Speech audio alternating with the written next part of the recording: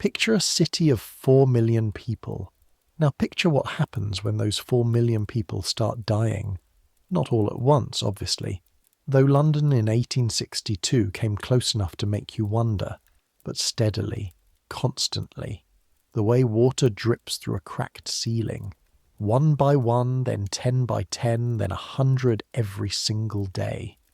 People dying of cholera in the slums off Bermondsey, dying of tuberculosis in the garrets of Seven Dials, dying of typhus, of influenza, of childbirth, of sheer exhaustion from working 16-hour days in factories that would have horrified a Roman slave owner.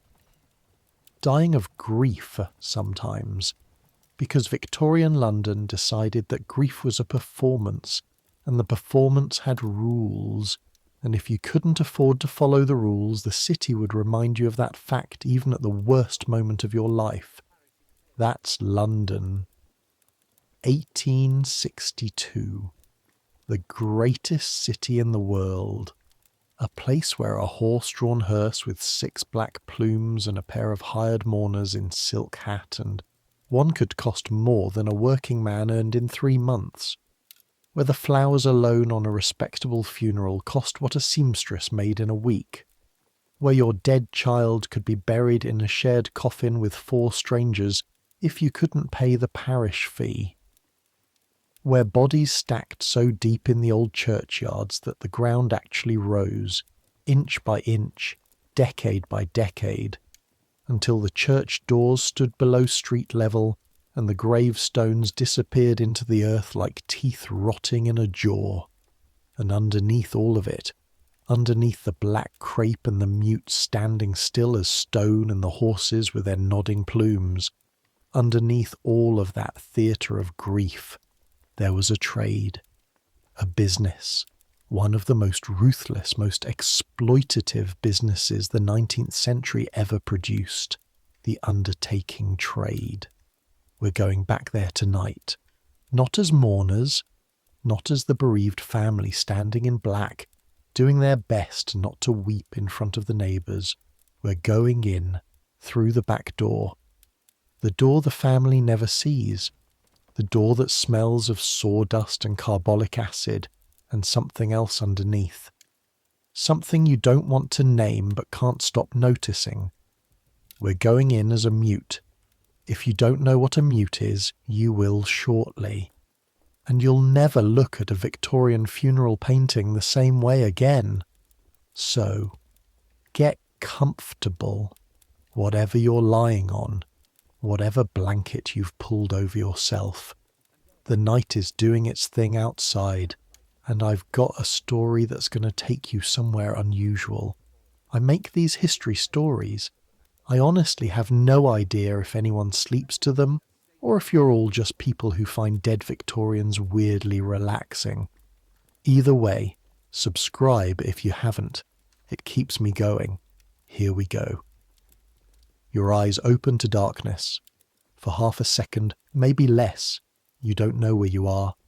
You're just awake, suddenly, in a room that isn't the room you grew up in. The ceiling is too low. The sounds are wrong. There's someone breathing 3 feet away from you who is not your brother. Then the smell hits you, and you remember exactly where you are. It's not a bad smell, precisely. That's the strange thing. It's not the smell of rot or filth. It's almost formal, chemical. Beeswax and something sharper underneath. Something medicinal. Something that coats the back of your throat when you breathe through your mouth. It's the smell of Crab and Sons, funeral furnishers, 14 Wicklow Street, Southwark. You live above the shop. That's the deal. You work for Mr. Crab, you live above the shop, you eat what Mrs. Crab puts in front of you, and you receive 3 shillings and 6pence a week, which is not much, but is more than nothing, which is what you had when you arrived from Worcestershire 8 months ago, with a letter from your father's second cousin, and a small bundle of clothes that have already started to fall apart at the seams. The ceiling above you is low and the room is cold. October cold. The kind of cold that settles in corners and under floorboards and against the backs of your knees. You're sharing the attic with a boy named Thomas Birch, who is 17, who is from somewhere in Essex, and who is currently snoring with an enthusiasm that suggests he has no idea what time it is. You know what time it is. You don't need a clock. You know it the way you've learned to know everything since you came to London, by the sounds. The Church of St. George the Martyr is 3 streets away. Its bell is already striking. Not the full hourly toll, just the single preparatory note that comes about 20 minutes before the hour. You've learned to hear the difference. 20 minutes before 5, you get up. The floor is bare boards and your feet are bare and the cold goes straight through the soles and up your shins like iron. You find your clothes in the dark by feel. The rough linen shirt, the heavy waistcoat second hand, the buttons slightly wrong for the holes, the trousers, black, which are the only colour they ever are in this trade, the coat also black, everything here is black. That's the first thing you noticed when you arrived. Not just the clothes the mutes wear, though yes, obviously, those are black, but the shop itself. The bolts of crape stacked on the shelves, dull and lightless as a starless sky. The sample coffins in the back room, their lids leaning against the wall, handles gleaming dully in whatever light comes through the window. The black ribbons looped around the doorknob when there's a body in the house. The black bordered calling cards that Mr. Crabbe hands to potential clients with a particular expression, sorrowful but businesslike, that he's been perfecting for 23 years. Black, all black. London takes death seriously, and seriousness apparently is the colour of an empty fireplace. You button your coat, splash your face from the basin. The water is cold and slightly silty. You filled it from the pump yesterday and it's been sitting overnight, and make your way down the narrow stairs. The stairs creak on the 3rd step from the bottom and the 7th step from the top. You know both of these the way you know the particular weight of your own hands. You avoid the 3rd step from the bottom. At this hour, Mr. Crabbe is in the preparation room and he doesn't like to be disturbed before he calls for you. But he's a light sleeper. He hears everything. The preparation room is at the back of the house. You don't go there without being summoned. The kitchen is on the ground floor, adjacent to the shop. The fire is already lit. Mrs. Crabbe rises before you do, which you've never been able to explain, since she always appears to be in the kitchen already tending to something, already stirring something in a pot, as though she never went to bed at all. She's there now. A narrow woman of indeterminate age, somewhere between 40 and 70, with grey hair pulled tight and a face that has the particular quality of old wood. Not ugly, but worn smooth by years of the same expressions. She doesn't look up when you come in. "There's bread on the table," she says, "and small beer. Don't touch the good tea." You don't touch the good tea. You sit at the table, the same chair, the same position you've occupied every morning for 8 months. And you eat the bread, which is yesterday's bread, and therefore slightly stale and slightly dense, and you drink the small beer, which is thin and cold and tastes faintly of the barrel it's been stored in. The bread is enough. You've stopped expecting more. "Mr. Crabbe wants you in the yard by past," Mrs. Crabbe says, without turning from the fire. "There's a funeral this morning. Lambeth. 2 o'clock. He'll want the horses blacked and the carriage checked." A funeral? Good. You need to understand something about the economy of this particular London autumn. Death is everywhere, but it isn't evenly distributed. The wealthy die. Less often and more slowly and with more warning. They have doctors. They have fires in every room. They have food that isn't half rotten and water that isn't pulled from a river that also serves as a sewer.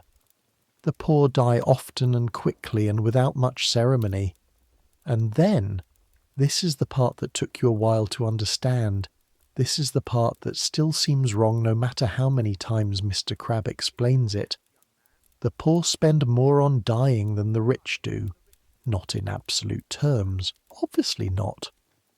But as a percentage of what they have, as a proportion of the savings they've spent years accumulating, the funeral of a poor man in Victorian London could cost everything, could cost more than everything, could leave a widow in debt to the undertaker for months afterwards, paying it off in instalments, 6pence a week, her black crepe dress slowly greying at the edges while she's still officially in mourning and therefore unable to work in any respectable trade. Mr. Crab serves the middle tier, not the grand families of Mayfair with their professional mourners and their 6 plumes and their mahogany hearses, not the absolute destitute who end up in the parish shell or the workhouse burial yard if their family can't scrape together the funds. Mr. Crab serves the people in between, the clerks, the skilled tradesmen, the shopkeepers, the people who have a little, who have worked hard to have a little, who desperately need their neighbourhood to believe they have slightly more than a little. Who will sacrifice genuinely and seriously to give their dead a funeral that looks respectable? For those people, Mr. Crab is very, very good at his job. You are learning to be part of that job. The yard behind the shop is maybe 30 feet by 20. Cobblestones, a stable along one wall, 2 horses inside, Grimsby and Duke, both black, both large, both fed better than Thomas Birch and slightly better than you. The hearses in the shed at the back are 4-wheeled carriage, black lacquered wood and black velvet curtains, with brackets on the roof for the feathers. The feathers are stored inside in a special box. Black ostrich plumes, each one approximately 2 feet long, attached to brass fittings that lock into the roof brackets. There are 12 of them for the full arrangement, 6 for a reduced arrangement, 4 for, well, you'll learn about the 4-plume arrangement later. Right now you're filling the bucket from the yard pump and soaping down the carriage panels. The water is cold enough to make your hands ache immediately, that deep bone ache that happens when cold gets past the skin and into the joints. You work quickly, not because you can tolerate the cold, but because working quickly is the only thing that keeps it bearable. The soap is carbolic. It's always carbolic in this trade. You use it on the carriage panels, on the harness leather, on your own hands twice a day until the skin on your knuckles is so dry it cracks when you make a fist. The cracks don't hurt anymore. That's how you know they've been there long enough. Grimsby stamps in his stall. He doesn't like the smell of carbolic. Neither do you. You've just learned to stop noticing it. Duke is calmer. Duke is always calmer. He's older, 12 years at least, and he'd been pulling this hearse since before you were born, and there is something in his eyes. This sounds strange, you know it sounds strange, that looks like a man who has seen too much and stopped being surprised by any of it. You brush the mud from their legs. The streets last night were wet, and there's a particular grey-brown London mud that clings to horsehair with a patience that seems almost personal. Your arm aches by the time you've done both horses. The brush is stiff and the mud is thick and the stable smells of manure and damp hay and the slight sweetness of horse sweat. It's not a bad smell. That's the thing. After 8 months at Crab and Sons, normal animal smells seem almost wholesome. Mr. Crab finds you in the yard at 6:15. He's a tall man, Mr. Crab. That's the first thing. Taller than you expected when you met him. tall enough to make the ceiling feel lower than it is in the rooms he walks into. He has the kind of face that's appropriate for his profession. Not grim, exactly, not cold, but arranged into a permanent expression of steady, competent sympathy. The expression of a man who's been sorry about many things for many years and has learned to wear sorry the way other men wear their working coat. Comfortably, naturally, without thinking about it. He comes into the yard and inspects the horses, runs a gloved finger along Duke's flank, looks at the carriage. Good, he says. He says it the way he says everything, quietly, precisely, with the economy of a man who has long since stopped using words he doesn't need. The mute suit, that's for you. Yes, sir. The Lambeth family, Mr. Wilkins, draper, 47 years. Old, wife surviving, 3 children, the eldest is 11. You nod. Respectable, Mr. Crabbe continues. He's checking the harness as he speaks, the buckles, the traces, the breeching. His hands move across the leather automatically, finding weak spots the way a blind man reads a page. They've got the full arrangement. Hearse, 2 coaches, feathers, gloves for the attendants. He pauses, mutes. 2 of them, you say. Me and... Foley took the fever. You're on your own this morning. A pause settles between you. 1 mute when the family has paid for 2. This is not ideal. Mr. Crabbe knows it. You know it. Do your best, he says. He means stand very still. He means look sorrowful. He means do not speak. Do not react.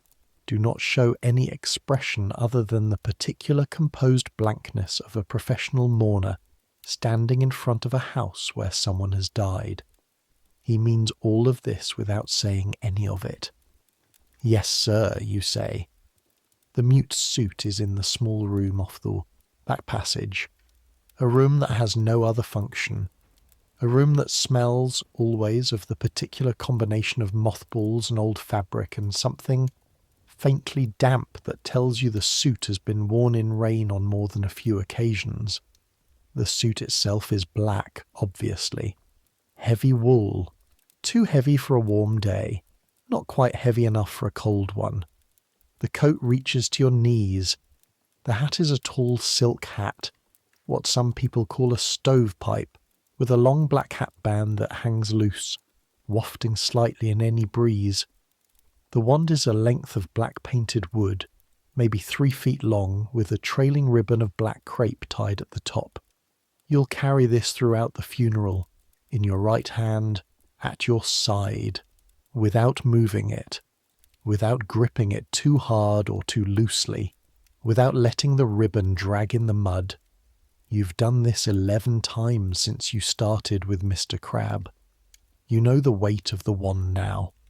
You know the particular fatigue of holding something in exactly the same position for 2, 3, 4 hours at a stretch. The way the muscles of your forearms start to complain around the 90-minute mark, the way you learn to shift the tension without shifting the position, the way you discover muscles you didn't know you had because they're the specific muscles for not moving. You put on the hat. It's slightly too large, balanced on your ears. You adjust the hat band so it hangs evenly. You pick up the wand. In the small cracked mirror that hangs on the back of the room's door, you look at yourself. You're 17 years old, from a village in Worcestershire, 5 feet 8 inches tall, and you look like grief itself went for a walk. You step out into Wicklow Street at 7:30, ahead of the cortege, with your wand and your hat and your coat, and the particular expression Mr. Crabbe has trained into you over months of correction.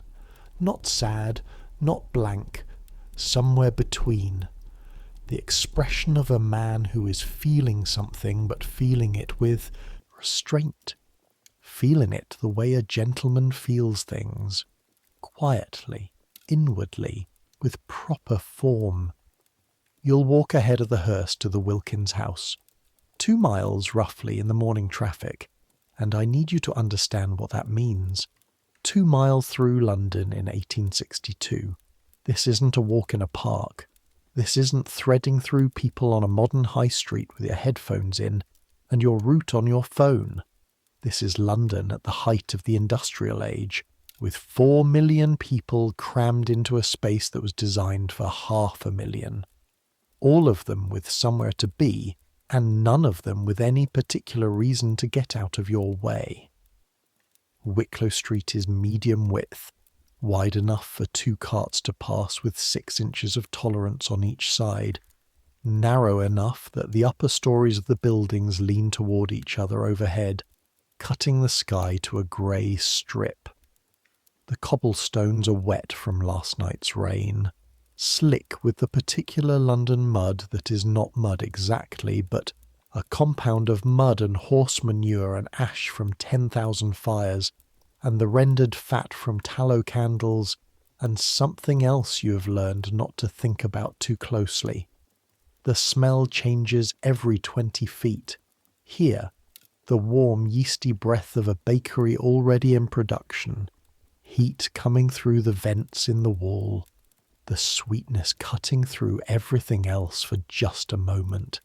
Then, a horse standing at a cart, patient and steaming in the cold morning air, the particular ammonia of fresh urine on wet cobblestones. Then, carbolic from a chemist's, sharp enough to taste. Then, something from the river, a block south, mud and salt and the distant metallic note of industrial water that has been carrying industrial things for too many years. Then, food, someone's breakfast, bacon, or something close to bacon, the fat spitting in a pan somewhere above, and the smell dropping down from a first-floor window like a warm hand on your shoulder. Your stomach responds to this. You ate bread and small beer 2 hours ago, and your body has already decided that was inadequate. You keep walking. The mute's walk has a particular quality that you've come to think of as its own skill. Not marching, not strolling, something in between, measured, even. A pace that communicates dignity without pomp, solemnity without drama. A pace that says, something serious has happened, and I am part of the serious thing, and the serious thing is proceeding in an orderly and appropriate manner. You've seen mutes who get this wrong. Too slow and the procession drags. Too fast and the whole thing looks like a hurry, which is worse than almost anything else you can do at a funeral. Too upright and you look military. Too loose and you look disrespectful. Mr. Crabbe spent 3 weeks making you practice the walk in the yard. Up and down, with him watching from the door, saying nothing except occasionally no or again. He never told you what correct looked like. He just told you when you hadn't found it yet. You found it eventually. It's in your body now. The way to walk when you're being paid to embody other people's grief. The streets give way to other streets. Southwark in the morning has a particular character. It's not fashionable, not like the squares north of the river. It's working. It smells of tanneries, and of the river, and of the particular brown coal smoke that sits low in autumn and makes the early morning feel as though you're moving through a fog that can't decide whether to lift or to stay.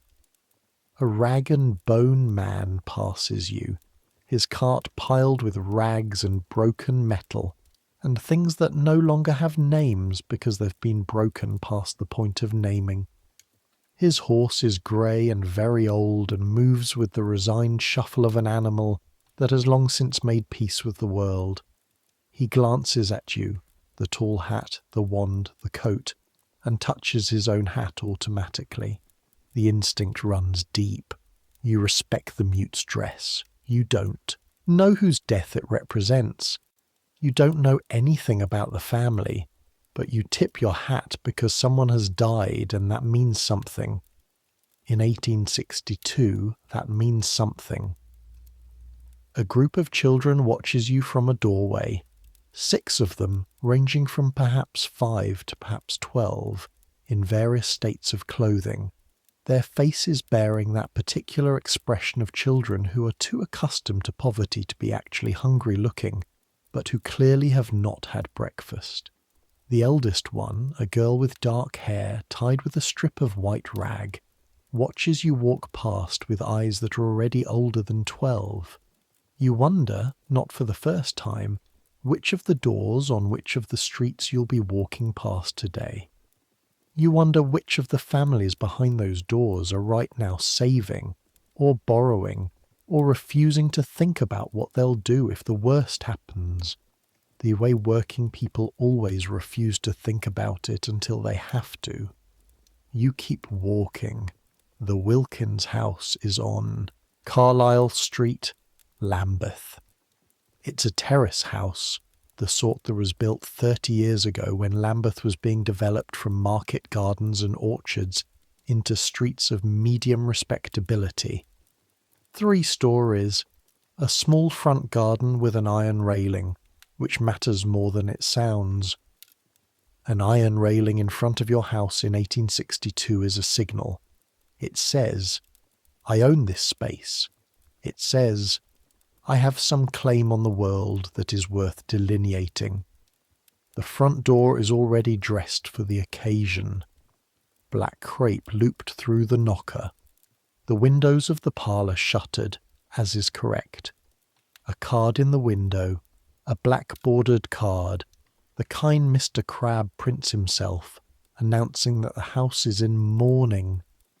You've been here once before, the day after Mr. Wilkins died, when Mr. Crabbe came to discuss the arrangements with the widow. You waited in the street while Mr. Crabbe went in. Standard practice. The bereaved family sees Mr. Crabbe. The family doesn't see you until the funeral itself. Mr. Crabbe's theory, and he has theories about everything in this trade, most of them correct, is that the mute is part of the ceremony, and the ceremony should not be seen in its preparation. You don't see the actor in his dressing room before the play. You take up your position outside the front door. This is your job for the next 40 minutes. Stand here. Don't move unless you have to. Don't speak. Don't look up when people walk past. They will walk past. The street is alive this morning. A milk cart, a woman hanging, washing 3 doors down, a pair of workmen with their coats up against the cold, walking fast and talking about something that makes the taller one laugh. They all slow slightly when they pass you. They all read the signal, the hat, the wand, the black coat, the shuttered windows. Someone has died on this street, one of their neighbours. There's a pause in the flow of the morning, then they move on. The street's business doesn't stop for death, it just acknowledges it and keeps going. The cold settles into you. Your feet standing still on wet cobblestones are the first things to go. The cold comes up through the leather of your boots and into the balls of your feet and then into your toes, which you begin to curl and uncurl inside the boot, gently, invisibly, keeping the blood moving. Mr. Crabbe taught you this. Toes, he said, in the same tone he used for all instructions. 1 word, no elaboration. Then your fingers around the wand. You hold the wand in your right hand, 4 fingers wrapped round the wood, thumb resting alongside. The position leaves your fingers exposed. Gloves are part of the ceremony, but thin gloves, the kind that are for appearance rather than warmth. The cold finds the gaps between your fingers. The wand itself, painted wood, is conducting the chill directly into your palm. Left hand in your pocket. That's allowed. Mr. Crabbe allows the left hand in the pocket on cold mornings. It would be undignified, he says, for the mute to be visibly suffering. The suffering is supposed to be invisible. You've become very good at invisible suffering. It's possible this is the most transferable skill the trade has given you. The hearse arrives at 20 minutes past 1. You hear Duke and Grimsby before you see them, the clop of their hooves on the wet cobblestones, the creak of the harness, the sound of the carriage wheels. Then they come around the corner, black on grey mourning, the 6 black plumes on the hearse nodding with the motion of the carriage, and behind the hearse 2 black coaches for the family. Mr. Crabbe rides on the box beside the driver. He's changed into his professional attire, the tall hat, the black gloves, the mourning coat. He looks down from the box as the hearse draws up and gives you the very slight nod that means, "Good. You've done well. You're still standing exactly where I put you." The front door opens. Mrs. Wilkins comes out first. She's perhaps 40, wearing full widow's weeds, the black crepe dress, the widow's cap, the veil. The veil is thick enough that you cannot see her face clearly, but you can see her posture, and her posture says what faces always say in this situation. She is doing the correct thing. She is performing the correct feelings in the correct order, and underneath the performance she is somewhere else entirely, somewhere private and unreachable, and she is doing everything in her power to keep those 2 things separate for long enough to get through this morning. Behind her, 3 children. The eldest, a girl of 11, is in full black, or as much full black as they could manage for a child. A black dress, a black ribbon in her hair. Her face is set in an expression that is trying very hard to be grown up and is almost succeeding, except around the eyes, which keep doing something the rest of her face is trying to prevent. The second child, a boy, maybe 8. He's holding his sister's hand and looking at the hearse with an expression of total incomprehension, mixed with something that might, in a few years, crystallize into the understanding of what this morning means. The youngest, a girl, 4 or 5.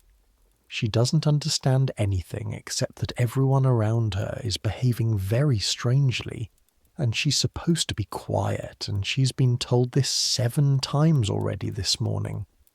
The coffin is brought out. 4 bearers, big men, both of them. Mr. Crabbe hires for size in his bearers. A dropped coffin is the worst thing that can happen at a funeral, and it happens more often than you'd imagine when the men aren't strong enough. The coffin is elm, with brass handles and a brass plate on the lid, with Mr. Wilkins's name and dates. It takes 4 of them. It's heavier than you expect every time, even though you've watched this dozens of times. The weight of the dead. It always surprises you. The weight of a person who is no longer using their weight. The procession forms. You walk ahead of the hearse. This is your position. The mute walks ahead. It's a remnant of something very old. Originally mutes walked ahead to clear the path, to announce the funeral to the street, to give people time to show respect. These days it's mostly ceremonial. But ceremony matters in this trade. Ceremony matters intensely. The hearse moves at walking pace. The horses know this. Duke and Grimsby have been doing this for years, and they maintain the procession pace automatically, their big heads nodding with each step, the black plumes nodding above them, the whole ensemble moving through the Lambeth streets with the slow, deliberate quality of something that cannot be hurried and should not be. The street reacts, men remove their hats. Every man on the street, whether he knows the Wilkins family or not, whether he ever spoke to the dead man or not, the hat comes off. It's automatic. It's respectful. It's one of those small ceremonies that still holds in 1862, one of those moments when the city briefly acknowledges that something larger than commerce is happening. Women pause. Some cross themselves. Some whisper to the children they're holding, something quick and explanatory pointing at the hearse. The children look. A cart stops to let the procession pass. The carter doesn't resent it. It's the form. It's what you do. You walk. The cold is in your feet and your fingers and the back of your neck where the coat doesn't quite reach, but the walking helps. The walking helps a great deal. The route to the cemetery takes 40 minutes. You pass through 3 different versions of London on the way. First, the streets near Carlisle Street, residential, medium respectable, rows of identical terrace houses behind their iron railings. Then, a commercial street, shops on both sides, a butcher's window with the day's cuts hanging on hooks, the smell of blood and sawdust, a greengrocer with boxes of root vegetables arranged outside, a public house with its shutters still closed this early in the day. Then, a stretch of older streets, the kind that were old before the railways came, narrow and slightly crooked, the buildings leaning on each other the way old men sometimes lean on each other for support, and through all of it, the procession, the hearse, the plumes, the following coaches, you at the front. People notice. People always notice. There's a particular quality to the attention a funeral procession receives. It's not the attention of spectacle. It's something more instinctive, more self-referential. People look at a funeral and think, briefly, clearly, about their own, about who would come, about whether there would be plumes, about whether the neighbours would remove their hats. The answer for most people in 1862 London is probably not. Probably the funeral would be much smaller than this. Probably there would be 1 coach, not 2. Probably the coffin would be cheaper. Probably. And this is the fear that sits underneath all of it. The fear that no one speaks aloud but everyone carries. Probably there wouldn't be a Mr. Crabbe. Probably there would be the parish. Probably there would be the workhouse. Probably there would be a pauper's funeral. You don't think about this too much. It doesn't help. You walk. The cemetery is Norwood. It opened 20 years ago, part of the wave of new cemeteries built outside London, when the old churchyards finally definitively filled up. The Victorian city made so many dead people so quickly that the ground couldn't hold them all, and the smell in some of the older parishes, the actual physical smell rising from the churchyards on warm summer days, was finally bad enough that Parliament had to act. The Burial Acts, 1852 and 1853.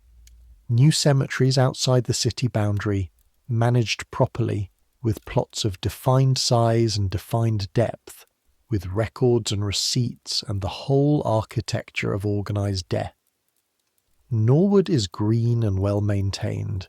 There are trees, yews mostly very old, their dark canopies creating corridors of shade even on an October morning. Gravel paths wind between the plots, iron railings around the more elaborate graves. Angels, many angels. The Victorians love their angels. Stone angels with their heads bent, their wings folded, their blank stone faces carefully expressing the approved emotions about death. The grave is already prepared. A rectangular hole, approximately 7 feet long and 3.5 feet wide and 6 feet deep. The earth piled to one side, dark and wet, smelling of deep ground. Cold, that smell. Colder than the air around it. The earth 6 feet down is a different temperature from the earth at the surface. The earth 6 feet down doesn't know about October. It has its own calendar, much slower. The gravedigger is standing at a discreet distance, leaning on his spade. He's a stocky man in his 50s, no hat, wearing an apron over his working clothes. He watches the procession arrive with the Professional interest that is not quite indifference. He digs 5 or 6 of these a week. He knows every grave in this section of the cemetery, knows the terrain, knows where the roots are and where the ground is soft and where there's old burial below, and you have to angle the spade to avoid, things you don't want to think about. His name is Palmer. He's been here since the cemetery opened. He'll probably die here, someone told you once. Will anyone give him a good burial? The gravediggers are rarely rich. The burial itself takes perhaps 20 minutes. The coffin is lowered on straps, the 4 bearers working in unison, their faces professional and impassive. The clergyman reads the service. His breath makes small clouds in the cold air. The words of the burial service are ancient, and they have that quality of ancient words, worn smooth by repetition, polished by generations of use, familiar enough to be almost automatic, but strange enough when you actually listen to stop you cold. Earth to earth, ashes to ashes, dust to dust. You stand at the foot of the grave, your wand held correctly, your expression holding. The widow stands at the head, the 11-year-old beside her still holding it together, still preventing her face from doing the thing it wants to do. The boy gripping her hand so hard you can see the whiteness of his knuckles from 6 feet away. The clergyman takes a handful of earth from the pile beside the grave and scatters it on the lid of the coffin. The sound it makes is distinctive. That's something that always stays with you, no matter how many of these you attend. The sound of earth on a wooden coffin lid. It has no equivalent. It's a small sound. It should be smaller than it is. It should be lost in the general ambient sound of the morning. Birds, distant traffic, wind in the yew trees. It isn't. The youngest child, the 4-year-old, has been reasonably patient for most of the morning. She understands nothing. You've been thinking, she's too young. When the earth hits the coffin, she starts to cry. Not loudly, not dramatically, just steadily, continuously, with the particular quality of a child who doesn't know why they're crying but cannot stop. Her mother's hand finds her without looking, pulls her close. The clergyman continues, in sure and certain hope of the resurrection to eternal life. You hold your position. You hold your expression. You do what you are paid to do, which is stand here and embody the fact that this death is being taken seriously, that the proper forms are being observed, that there is enough money and enough standing in the world to have a man with a tall hat and a wand at the head of the funeral, that the Wilkins family is respectable. The elm coffin goes into the ground. The grave is closed. On your way back from the Wilkins grave, following the family to the waiting coaches, you take the wrong path. Not wrong exactly, just not the direct path. You've walked slightly too far north looking for the gravel path Mr. Crabbe took on the way in, and you've ended up in an older section of the cemetery, less maintained, the gravel giving way to bare earth, the elaborate family tombs thinning out and being replaced by smaller stones and then by almost nothing. You hear it before you see it. Not voices, not exactly. Just the sound of something happening. A particular quality of sound. Dull, rhythmic, with a quality of effort that you identify before you turn the corner of a large yew tree as a spade going into the earth. You turn the corner. In a section of the cemetery marked by a low wooden fence, separate from the main grounds, there's a burial happening. A different kind of burial. There's no hearse here. No horses with black plumes. No silk-hatted mutes. No bearers in matching gloves. There's a cart. A plain parish cart with a canvas side drawn by a grey horse that looks as though it's seen better decades. There's a man in a brown coat, no hat, digging. There's another man, older, standing and watching. There's a third man, younger, lifting something from the cart. It's a coffin. Or, well, what Mr. Crabbe would call a coffin, but which is technically a shell. A rough elm box, approximately the right dimensions, without handles, without a brass plate, without anything that would allow you to look at it and know who is inside. No plate, no name. The three men work with efficiency and without ceremony. The shell goes into the ground that has been prepared for it. The older man, you assume he's a parish official of some kind, possibly a beadle or a churchwarden, doesn't read from a book. He stands with his hands behind his back. After the shell is in the ground, he says something short that you're not close enough to hear. The man in the brown coat shovels earth back into the hole. That's it. That's the whole thing. 3 minutes, start to finish. You stand behind the yew tree and watch. You're not hiding. Exactly. You just haven't moved since you turned the corner, and you're not sure what you'd do if you did move. There's no protocol for this. Mr. Crabbe's training doesn't cover what to do if you accidentally witness a pauper's burial while returning from a legitimate funeral. The shell is under the earth now. The man in the brown coat smooths the surface with his spade, not carefully, just enough to prevent obvious irregularity. There's no marker, no stone, not even a wooden cross. The grey horse waits.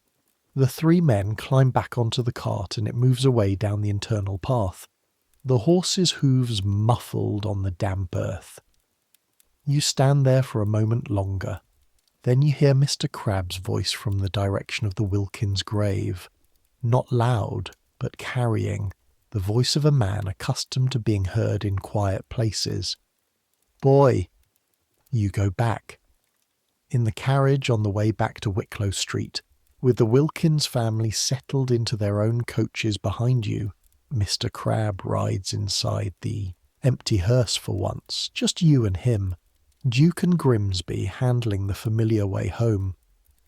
Mr. Crabbe sits with his hat on his knees and watches you for a moment. "You saw something," he says. "It isn't a question." "Yes, sir. A burial, in the far section." He nods. He knows exactly what section you mean. "That's the parish section," he says. "Consecrated ground, but separate.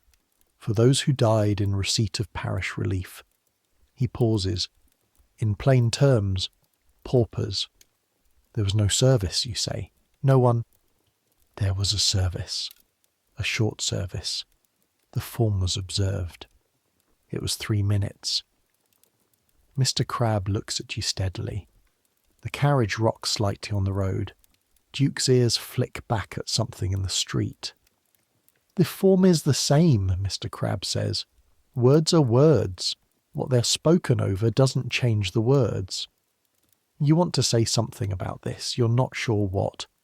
The 4-year-old girl crying at her father's grave is very present in your mind right now, and the contrast between the 12-plume hearse and the cart with the canvas side is so large that it feels like it should have its own gravity. Mr. Crabbe knows what you're thinking.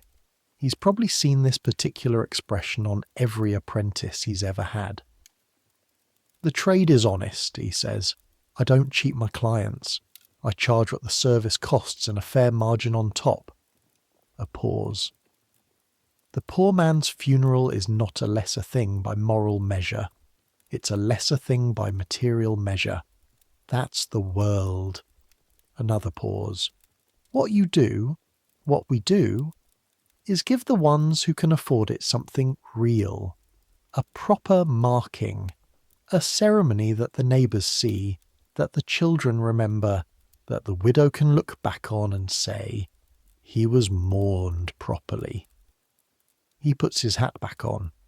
"That matters," he says, "even if it shouldn't have to cost what it costs." That's the most Mr. Crabbe has ever said in one conversation. He doesn't say anything else until Wicklow Street. You should know something about the year you're living in. It's 1862. Last year, Prince Albert died. December 1861. Typhoid fever, possibly, or something gastric, the doctors argued about it. He was 42. Queen Victoria was devastated, is devastated, present tense. She is not past the devastation. She's wearing black. She will wear black for the rest of her life, another 40 years as it turns out. She has kept Albert's clothes. She has slept with a cast of his hand on the pillow beside her. She is instructed that hot water for his shaving basin be brought to his room every morning. The Queen is in mourning, and the Queen is very, very influential. Mourning in 1862 is not just a feeling, it's a protocol. It's a codified system of dress and behaviour with specific rules about duration and depth and colour. Full mourning, complete black, no jewellery except jet, crepe in the dress, no entertainments, no social engagements. Half mourning, slightly less black, grey and purple allowed. Some social re-engagement. Permitted. Second mourning, third mourning. Each stage has its correct dress, its correct duration, its correct social permissions. For a widow, full mourning lasts 2.5 years. 2.5 years of entirely black clothing, of crepe dresses that have to be replaced as they wear and fade, of mourning jewellery, of black bordered stationery. For a daughter mourning a parent, 1 year full, 6 months half. For a parent mourning a child, 6 months to a year, depending on class. For a servant mourning a master, 6 weeks. The very fact that this is codified tells you something about how thoroughly the whole system reaches into every corner of every life. All of this costs money, a great deal of money, the crepe alone. Crepe is the black silk fabric that Victorian mourning requires, and it's expensive and it doesn't last. It dulls with rain, frays at the edge, fades unevenly. A working man's widow buying one decent crepe dress for her year of mourning is looking at somewhere between 10 shillings and £1, depending on quality. That's a significant portion of a weekly wage. And then the funeral. The Wilkins funeral today, 12 plumes, hearse, 2 coaches, bearers, mute. 1 in this case, but normally 2. Gravedigger's fee, cemetery plot, clergyman's honorarium. Mr. Crabbe will charge somewhere between £15 and £25. You don't know the exact figure. You're not senior enough to see the ledgers. £25. Mr. Wilkins was a draper. Draper's assistant, probably, or a small independent. His annual income at the higher end might have been £60 or £70. His widow has just spent 1/3 of the family's annual income on burying him, and she would have done it even if she couldn't afford it, even if it meant debt, even if it meant the instalments, because everyone knows what a pauper's funeral looks like. Because the cart with the canvas side and the 3-minute service with no marker and the shell. Going into the ground with no name, everyone knows. And if that's what happens when you die, what does that say about how you lived? The undertaking trade is fed, in large part, by fear. Not fear of death precisely, fear of what a bad death looks like, fear of the social judgment, fear that your neighbours will know. Mr. Crabbe knows this. It's in the way he sets out his price lists, giving the most modest arrangement a name that sounds like a choice. The respectable arrangement, he calls it, rather than a concession to limited means. The cheapest thing he offers still has some dignity in its name. That's deliberate. He's not wrong to offer it. The dignity is real. But the pricing system is what it is. The afternoon. The shop at the front of Crabbe & Sons looks, from the street, like a slightly sober version of any other shop front. Dark wood, the sign above in gold lettering on black. The window display, if you can call it that, consists of a sample of mourning, fabric, a black bordered card and a tasteful illustration of a hearse, the whole arranged with the aesthetic of a dentist's waiting room. Clean, professional, minimal. You spend the first part of the afternoon in the back room, cleaning the harness from the mourning. The harness is leather and metal and requires a regular attention. Oil for the leather, polish for the brass, and a close inspection for any cracking or weakness in the straps. A broken trace in the middle of a funeral procession is a disaster of the first order. Mr. Crabbe has a horror of it. He checks the harness himself every Friday, but he expects you to check it after every outing. The oil is linseed. Your hands are already dry from the carbolic of the morning, and now the linseed coats them in a different kind of smooth, slightly greasy, slightly sweet-smelling. Your knuckles, as you work the oil into the leather, open again. The left one, the one that cracked worst in the cold last week, you notice the sting and press the knuckle against your trouser leg and keep working. The harness takes 40 minutes. After that, the horses get fed and the carriage is put properly away, and the plumes are detached and stored in their box, and the box is returned to the shelf where it lives. The shelf where it lives is above the 2 sample coffin lids. You try not to look at the coffin lids if you can help it.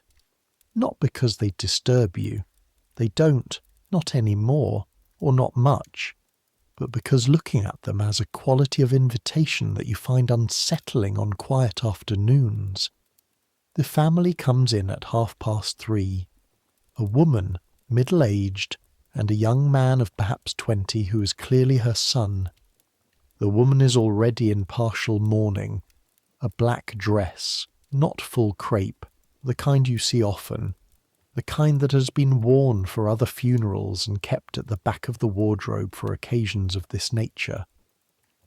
The young man has a black armband. His face is doing what most faces do when they come into this shop. It's trying very hard to be practical about something that is not, in any practical sense, manageable. Mr. Crabbe meets them in the front room. You stay in the doorway between the front room and the back passage, close enough to hear, which is where he likes you. Close enough to learn, far enough not to intrude. The woman sits. The young man stands beside her. Mr. Crabbe sits opposite. Mrs. Derry, he says. He knows her name already. He always knows the name already. My sincere condolences. Mrs. Derry accepts this with a nod. Her hands are in her lap. Her hands are the hands of someone who does washing. Red and slightly swollen at the knuckles, the nails cut very short. A laundress, maybe, or a charwoman. It was my husband, she says. Robert. He went Tuesday. Tuesday is 5 days ago. Where is he now? At the house. A pause. We've kept him in the front room. This is normal. This is completely normal in 1862. People are not taken to funeral parlours. They are washed and laid out at home, and they stay at home until the funeral. Neighbours visit. Family sits with the body. The front room, which is the formal room, the room with the better furniture and the window onto the street, is used for the laying out. How long have you been in the front room? The young man asks, and you can hear in his voice that he's asking about the smell. That's our business to handle, Mr. Crabbe says smoothly, without acknowledging what the question is actually about. We can come to the house tomorrow to make the necessary preparations for the journey. Necessary preparations. This is the phrase. You've heard it many times. It means a number of things that are not discussed in front of the family, and which involve the back room of this establishment, and which are the reason for the carbolic smell that lives in this building. We were thinking, Mrs. Derry says, and she pauses, and in the pause you hear everything. We don't have a great deal. Robert was a navvy. He worked on the railways. The last 3 months he was in the hospital. A pause. St. Thomas's. St. Thomas's Hospital is good. Better than nothing, certainly. But hospital stays in 1862 cost money. Not directly, but in the wages not earned, in the savings used up, in the debt accumulated. "What were you thinking?" Mr. Crabbe asks. His voice is exactly the same as it was at the start of the conversation. Not warmer, not colder, just the same. "Something decent," Mrs. Derry says. "Something the neighbours can see is decent. But," she stops. The but is the entire sentence. The but contains the 3 months of hospital, the laundress hands, the armband on the young man rather than the full mourning coat. Mr. Crabbe opens the folder on the table between them. The price list. 3 columns, the arrangements, the inclusions, the costs. "The respectable arrangement," he says, pointing to the middle column. 1 horse, the hearse, with 4 plumes, 2 bearers, coffin of good quality, elm, with handles and a brass plate, interment fee, clergyman, gloves for the bearers, that comes to £8 and 10 shillings. Mrs. Derry doesn't move. £8 and 10 shillings. How much does a laundress earn? About 8 or 9 shillings a week in a good week with regular clients. £8 and 10 shillings is 22 weeks' wages, more than 4 months. "I can offer payment by instalment," Mr. Crabbe says. 2 shillings a week, settled over 1 year. "I'll require a deposit of £1. Mrs. Derry's hands are very still in her lap. "Is there a plainer arrangement?" the young man asks. There's a silence. You watch Mr. Crabbe's face. It doesn't change, but something in it, something very slight, shifts. "There is," he says, "the modest arrangement. 1 horse, the hearse, 2 plumes, 2 bearers. The coffin is elm, suitable quality, with handles but without the brass plate. Interment fee and clergyman, that is £5 even. And instalments? 1 shilling and 6pence a week. Settled over 14 months. Deposit of 10 shillings. The young man looks at his mother. Mrs. Derry looks at the price list for a moment. Then she looks at Mr. Crabbe. "The plumes," she says. 2 plumes on the hearse. Yes. The neighbours will see. Yes, Mr. Crabbe says. They will. And that's the thing, isn't it? That's the entire transaction in one exchange. 2 plumes on the hearse, and the neighbours will see. The neighbours will see that Robert Derry, navvy, who spent his last 3 months in St. Thomas's Hospital, was sent off with 2 plumes and bearers and gloves and a hearse on the street. Mrs. Derry takes her purse from her coat pocket. The deposit is 10 shillings. After they leave, Mr. Crabbe sits for a moment with the folder closed in front of him. You're still in the doorway. He doesn't look at you, but he knows you're there. "The coffin plate," he says. "We'll put the name and dates on the plate and fit it. Anyway," you blink. "But the modest arrangement doesn't include it in the listed price. It will be included." A pause. "Write it up as the modest arrangement. The plate won't be on the invoice." He picks up the folder and goes into the back room. You stand in the doorway for a moment. In the almost year you've been here, you've seen Mr. Crabbe do this twice before. A small thing, a better quality coffin lining than was paid for, an extra bearer quietly sourced at no extra charge. Never advertised, never mentioned to the client. Just done. You're not sure what to make of it. The trade is what it is. The profit margins, the instalments, the pricing that catches people at their most vulnerable and asks them to spend more than they can afford. That's real. That's the structure. But Mr. Crabbe puts the name on the plate anyway. You'll think about that later. Evening, supper's in the kitchen. A stewed mutton with potatoes, which is better than yesterday's stewed mutton with potatoes because Mrs. Crabbe has found something in the herb she has on the windowsill. Something that might be thyme if the thyme has had a particularly bad year, and applied it. The result is edible in a way that reaches upward occasionally towards something that might be described as flavour. Thomas Birch eats with the concentrated fury of someone who has been working outdoors all day. He was helping carry at a different funeral this afternoon. Mr. Crabbe sometimes loans his bearers to another undertaker on Tooley Street, when both have engagements on the same day. Thomas came back with mud on his coat and a particular expression that means he has opinions but hasn't decided whether to share them. He shares them halfway through the mutton. They had 3 children in the coffin, he says. Mrs. Crabbe doesn't look up. The one on Tooley Street. The family in the back waiting for the service. He doesn't look up either, just addresses the space above his plate. 3 children under 5, all died in the same week. Fever. A silence in the kitchen. You think about this. 3 children in one family in 1 week.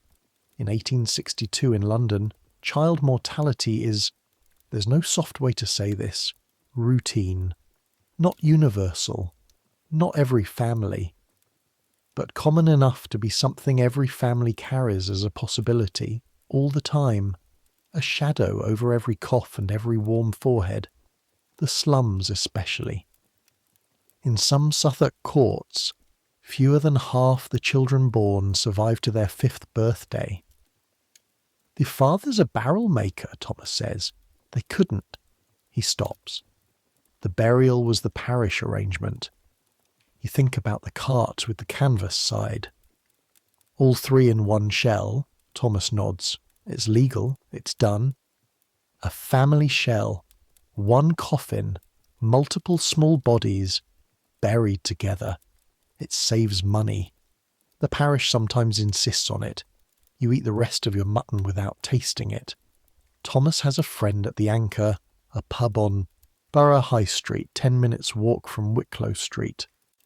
The friend is a printer's compositor named Jem Sadler, who has strong opinions about everything and buys the second round if you let him talk long enough. You go. Mr. Crabbe has no objection to Thomas and you going to the Anchor, in the same way he has no specific objection to the sun setting. It happens. It's outside the scope of his instructions. Borough High Street in the evening. The gas lamps are lit. These are real gas lamps, not the old oil lanterns. The whole of Borough High Street was gassed up in the 1840s, and the difference is dramatic. The light is steadier, wider, whiter than oil. It makes the street feel more manageable in a way that oil lamps never quite did. Still full of shadows, still full of corners, but less aggressively dark. The street is alive with the particular energy of an October evening in working London. The day's commerce is winding down but not yet finished. The pubs are doing their best. Business, the pie stalls are out. A fish and eel man has set up at the corner. The smell of hot oil and fish mingles with the coal smoke and the river smell and the particular damp earth smell of October. You walk without the wand, without the hat, without the coat. Your own coat, which is dark but not black, and therefore registers as an entirely different kind of person on the street. Without the uniform, you're just a young man of 17 in working clothes, walking along Borough High Street, which is a thing so unremarkable as to be entirely invisible. You like this. The invisibility of ordinary clothes after a day of extraordinary ones. The Anchor is old and dark and slightly low-ceilinged and smells of sawdust and old ale, and the particular warmth of too many people in a room that isn't quite large enough. Every surface is dark wood, polished by decades of elbows. The windows are thick glass, small-paned, barely letting in the street noise. Jem Sadler is at the corner table, already halfway through something. He's a small, quick man of about 25, with ink still in the creases of his knuckles that never fully comes out. He has the quality of someone who is always slightly faster than the conversation, always already at the next thought, which means his company is either exhilarating or exhausting, depending on how tired you are. Tonight he's reading a newspaper, which he puts down when you arrive with a gesture that suggests he's been meaning to for some time. "The undertaker's boys," he says, not unkindly. "Don't call us that," Thomas says, sitting down. "What should I call you then?" "My name is Thomas. His name is—" "No, I mean professionally. What are you?" "Funeral attendants, you say." Jem considers this. "That's not as dramatic. It's accurate. Nothing that accurate is ever dramatic." He signals to the woman behind the bar. "What are you drinking?" "The ale is better here than at most places. The Anchor has a particular barrel that Thomas knows about, and Thomas is particular about his ale in a way that seems incongruous with the rest of his personality, which is largely uncomplicated." Jem Sadler's opinions. The newspaper is full of something about the American War, which is going badly for someone. Jem can't remember which side he was rooting for. The price of paper has gone up again, which affects every printer in London, and which Jem takes personally. The new building at the Elephant and Castle is an abomination. The local alderman is corrupt, which is not news but bears repeating. The cholera has been quiet this season, touch wood. "You lot must have been busy in '54, Jem says, and this is to you and Thomas, and he means the cholera outbreak of 1854, which killed 10,000 people in London in 3 months. Mr. Crabbe was in the trade then, you say? Not us. Still, Jem wraps both hands around his tankard. I was a boy in '54, Bermondsey. We lost a lot. He says it flatly, without drama. The way people say things about that time, it's far enough away to be historical, but close enough to be personal. 8 years. Most of the adults in this pub lost someone. The funerals were... He shakes his head. There weren't enough of anything. Coffins, gravediggers, clergymen. The dead were outrun in the living's ability to deal with them properly. A pause. My uncle, he says, died on a Saturday, not buried till the following Friday. 6 days. In July. He doesn't need to say more about that. And the burial was, you ask? Because you know already, but something makes you ask. Parish, Jem says. What do you think? Cart and canvas. 3 minutes. No name on anything. You walk home from the Anchor alone. Thomas stays. Jem's other friend has arrived, someone called Walsh, and there are opinions to be shared about the American War and the price of paper, and apparently a particularly good barrel of porter that's just been put on. Borough High Street at midnight. This is a different city from the one you walk through in the morning in the Mute's Hat. Same streets, same buildings, mostly. But the personnel have changed entirely. The respectable commerce of the day has packed up. The pie stalls are mostly done, the last man still out with his tin tray calling half-heartedly at the remaining foot traffic. The pubs are still going, but the noise from them now has the particular quality of late-night noise, louder but less controlled, the laughter more sudden, and the silences more complete. Figures in doorways, a woman standing near the corner of Long Lane, her shawl pulled tight, watching the street with the particular quality of watchfulness that tells you she's watching for work. 2 men having an argument in the alley between a cooper's workshop and a gin house. their voices low but intense. One of them has his hand on the other's coat. Not a fight yet, maybe not going to be. A boy of perhaps 10 running along the gutter for reasons unknown, his feet splashing in the wet, disappearing around a corner before you can see where he's going. You keep your hand on the small amount of money in your pocket. Not much, 6pence, a few pennies. Not worth robbing, probably, but there's no probably about it that you want to test. This street near Wicklow Street has a particular smell at midnight that it doesn't have during the day. You've identified most of the components. The tannery 3 streets west, which produces a smell of worked leather, and the chemicals used to cure it that hangs at a medium height in the air, lower than the chimney smoke, higher than the pavement. The river, of course, which is only 2 blocks south here, and which at low tide reveals what the river always reveals at low tide: mud and old wood, and the patient accumulation of everything London has thrown into it for 300 years. The dust from the coal yards on Tooley Street, which settles differently in damp air, and from the back of number 14, faint but present, always present, the carbolic. You stop outside the door and stand for a moment. It's quiet enough at this hour that you can hear the river traffic. A boat horn somewhere south. The creak of rigging from something moored at the wharves. The distant, irregular sound of something mechanical. A pump, maybe. Or an engine. You're 17. You've been here 8 months and you've learned things you couldn't have imagined learning. And the things you've learned are not what you expected when your father arranged for the letter of introduction. You expected to learn a trade, something with a clear process. Raw material in one end, finished product out the other. But grief isn't like that. The raw material is loss, and the product is... what? Respectability? Peace? Something for the neighbours to see? You still don't know what the product is exactly.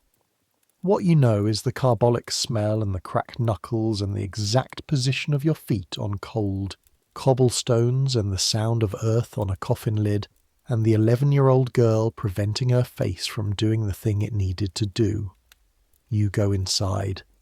2 mornings later, Mr. Crabbe asks you to stay while he checks the accounts. This is new. You've been here 8 months. The accounts have always been private. He sits at the desk in the back office, not the preparation room, the other back room, the one with the desk and the filing boxes and the single window onto the yard.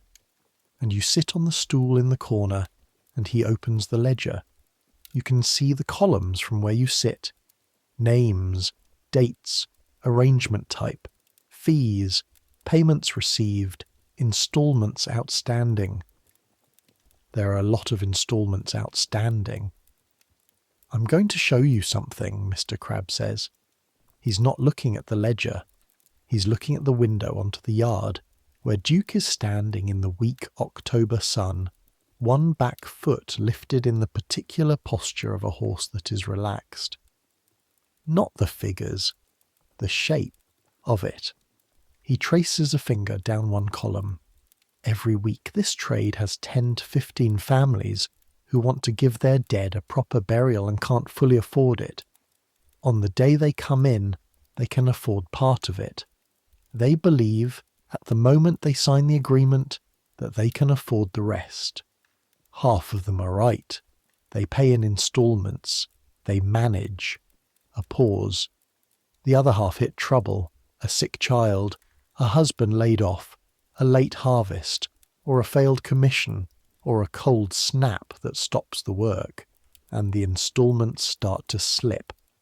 He closes the ledger. I don't press for the debt. I could. The contract is legal. He says this as though reading from the contract itself. I don't press, because a widow in Lambeth who can't make the furniture payments is also the widow who tells her neighbours about the quality of service. This street, He means not Wicklow Street, but the whole idea of the London working class. All of it. This street talks to itself. Every morning at the pump.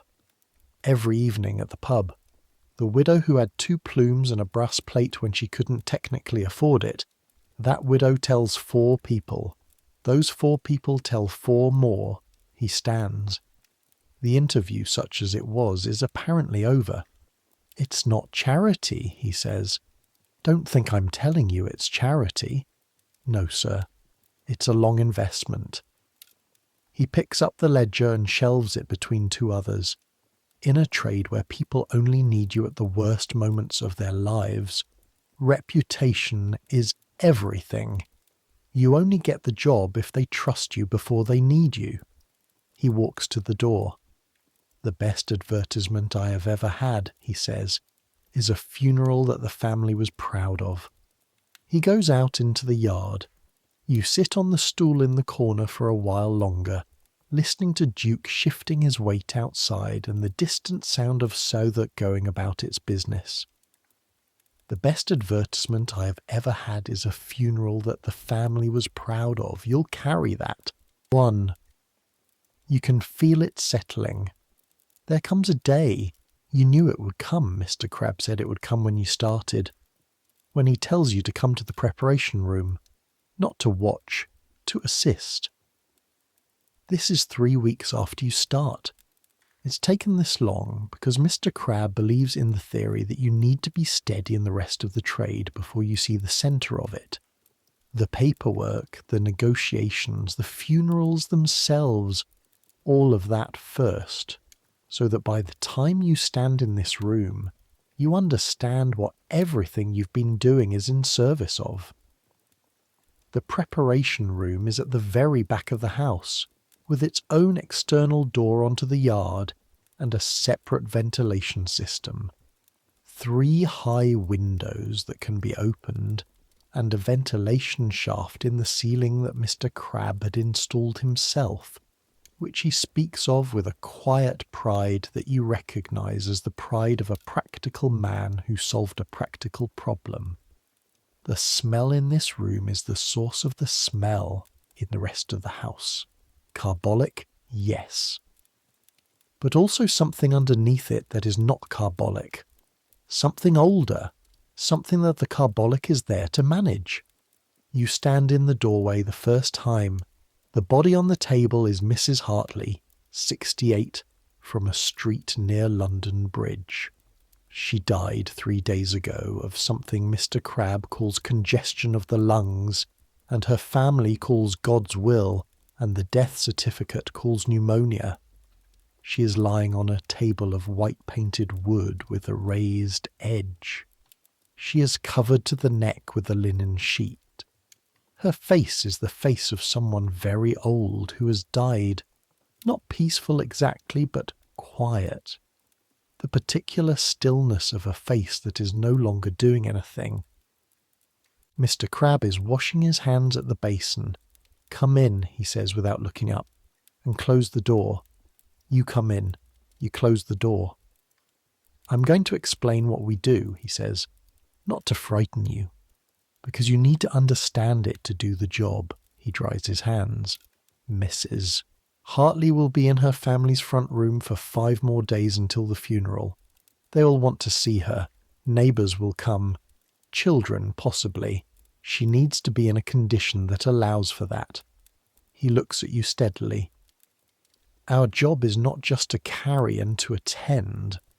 Our job is to give the dead back to the living for long enough to say goodbye. That requires... He stops. He's not a man who struggles for words. He's a man who chooses them carefully. It requires respect, he says, and it requires skill, and it requires that you understand what you're doing and why. He turns back to the basin. Come here, I'll show you. You're not going to get a full description of what happens in that room. Not because it's too disturbing. It isn't mostly, not after the first few minutes when your body realizes that the smell and the reality of death are not in fact going to kill you. but because the description isn't the point. The point is the change in your understanding of what the trade is. Before this room, you understood the trade as ceremony, as the public performance of grief, the plumes, the hat, the walk, the watching neighbours. After this room, you understand it as something more basic, as the management of time. Between the moment of death and the moment of burial, the family has to live in proximity to what's left of the person they loved, and what's left of the person they loved is subject to the same biological processes as everything else. The trade's job, part of the trade's job, is to create enough distance from those processes to allow the mourning to happen, to give the living the space to grieve without the dying getting in the way. That's what Mr. Crabbe means about respect. You understand it now. You never again complain about the carbolic. Robert Derry's funeral is on a Thursday.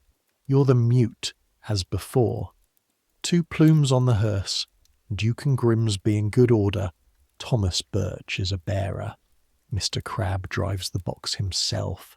The street in Bermondsey where the Derrys live is narrow and close.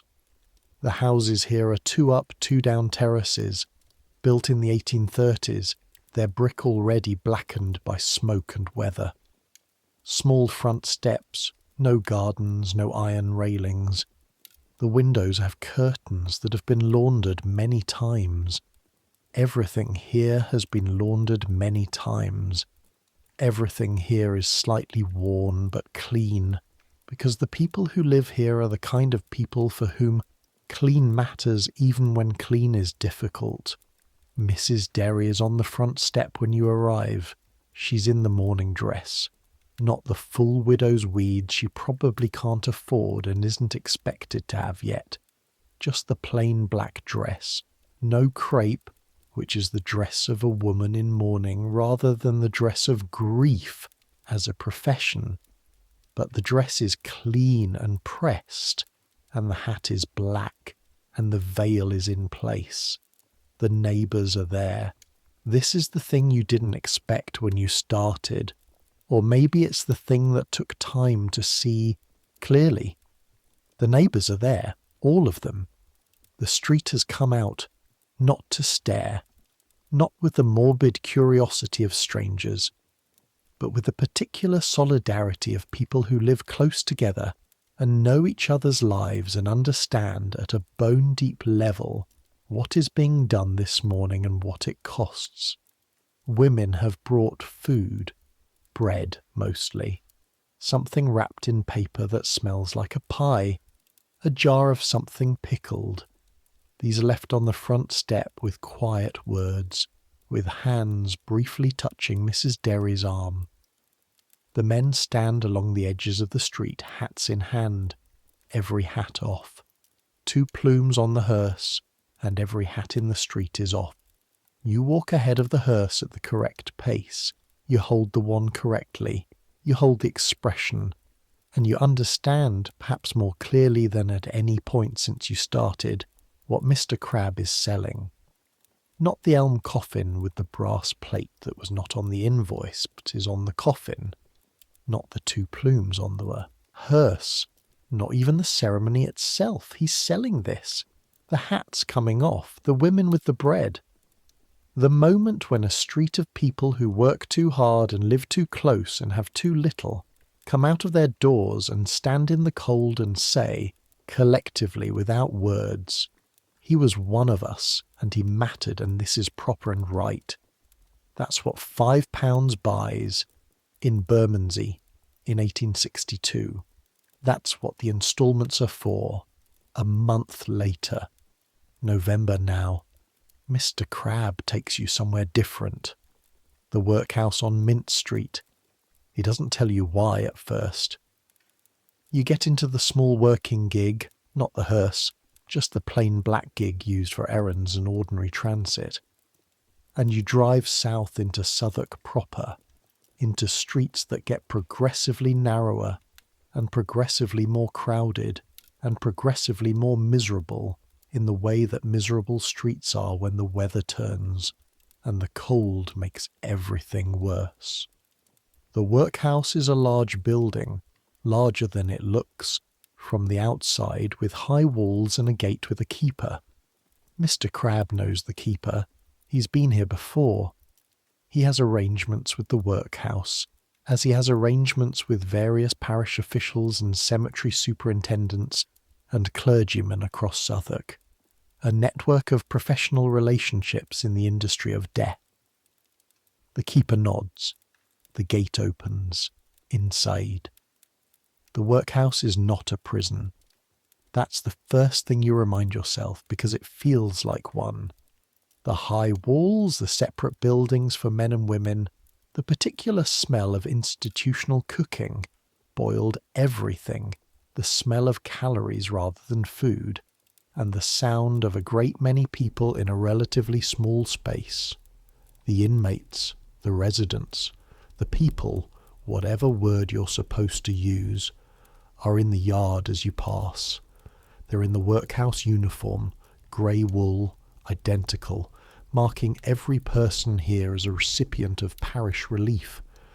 Men on one side, women on the other, children in a separate section. All grey, all marked. Some of them look up when the gig passes, some don't. The ones who don't are the ones who've been here longer. You're here to collect papers. That's what Mr. Crabbe says initially. Paperwork for a burial. The workhouse has a steady trade with a number of undertakers. The parish needs someone to handle the pauper burials, and Mr. Crabbe handles a certain number of them. But the papers take longer than expected, and while you wait in the entrance hall, a door at the end of the corridor opens, and 2 workhouse attendants come through carrying something. A shell. An elm shell, plain, unhandled, roughly the dimensions of an adult. They carry it through the corridor, through a door at the far end. An older man, an inmate in his grey wool, watches them pass. His face does nothing.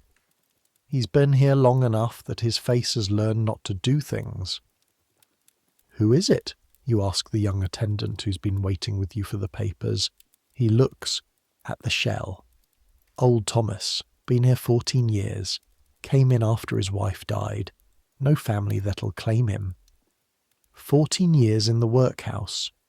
You think about what 14 years in this grey wool looks like, what it feels like to eat institutional food and sleep in a dormitory and give up the small personal things, the chair you liked, the corner of the street you walked down on Sundays, that make a life specific to you rather than generic. "Where does he go?" you ask. Cento laughs. The churchyard there has the parish section. The churchyard, not the new cemetery. The old churchyard, the ones that are already full, where the ground has been rising for decades. The ones where the smell in summer tells you everything you need to know about how many layers deep the burials are. No service. The attendant shrugs. It's not an unkind shrug. It's just a shrug. The chaplain says a few words at the gate, then the grave. Mr. Crabbe comes out with the papers. He sees your face. He doesn't say anything about it until you're back in the gig and the workhouse gate is closed behind you. Then you're thinking about what it costs. You nod. "Not money," he says. "I mean, yes, money, but not only money." He drives. "The ones in there," he says. He means the workhouse.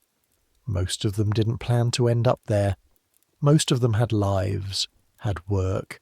Some had families, a run of bad luck or a death or a sickness that wiped out the savings. It doesn't take much in this city. Not much at all to go from respectable to parish relief. He turns the gig onto the main street. The men who decide to spend more than they can afford on a funeral, he says, are not being foolish.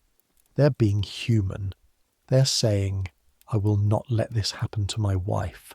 I will not let this happen to my father.